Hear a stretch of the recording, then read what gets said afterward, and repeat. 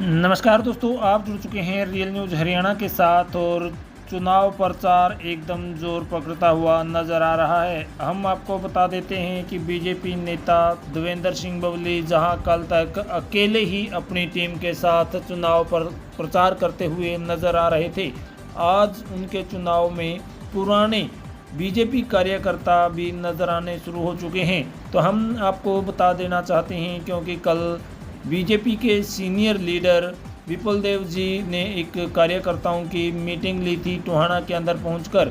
उस मीटिंग के बाद बीजेपी के जितने भी पुराने कार्यकर्ता थे वो देवेंद्र सिंह बबली के साथ नज़र आना शुरू हो चुके हैं।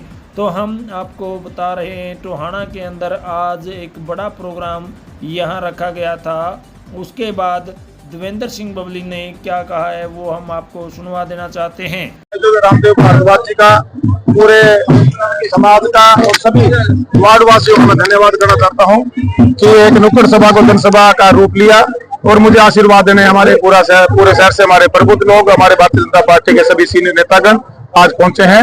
आज तीसरी बार सरकार बनाने के लिए टोहाना में जो हमारे भारतीय जनता पार्टी कार्यकर्ताओं ने मजबूत हुंकार भरी है और आज मैं इस बात से बिल्कुल सुनिश्चित हो चुका हूं कि टोहाना में तीसरी बार कमल का फूल खिलेगा और तीसरी बार हरियाणा प्रदेश में हम भारतीय जनता पार्टी की सरकार बनाएंगे और जो कार्य हमने डेवलपमेंट के शुरू किए हैं आप लोगों के, जनता के आशीर्वाद से हम उनको पूरा करेंगे। सर, कल इसके बाद चुनाव में काफी सुधार हुआ है।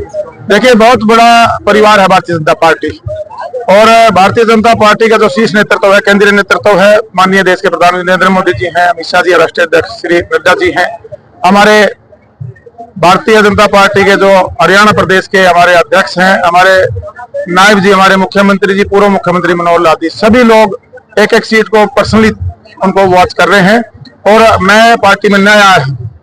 पार्टी ने मुझे इतना बड़ा जो सम्मान दिया है, आज हमारा जो भारतीय जनता पार्टी का परिवार है उसमें मुझे सम्मान के साथ जनभावना के हिसाब से मुझे पार्टी में लिया गया और ये लड़ाई आज भारतीय जनता पार्टी की सरकार बनाने की है। तो मैं उम्मीद के साथ ये कह सकता हूं कि पूरा टोहाना से जो भारतीय जनता पार्टी के हमारे लीडर हैं, हमारे स्थानीय लीडर हैं और हमारे स्टेट के लीडर, केंद्रीय नेतृत्व यहाँ जनता के बीच में जाकर हम टोहाना से कमल का फूल खिलाने का काम करें। कल से आज भारतीय जनता पार्टी के जो कर्मठ कार्यकर्ता उन्होंने कमर कस ली है, अब उन्होंने प्रण कर लिया है कि हम टोहाना में कमल खिलाएंगे।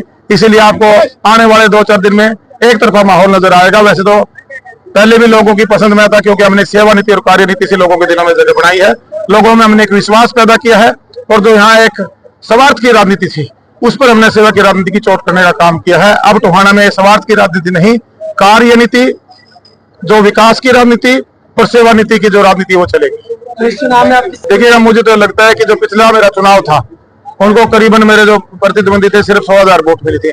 मुझे नहीं लगता अब की बार भी अपनी जुबान से जो बचा पाएंगे।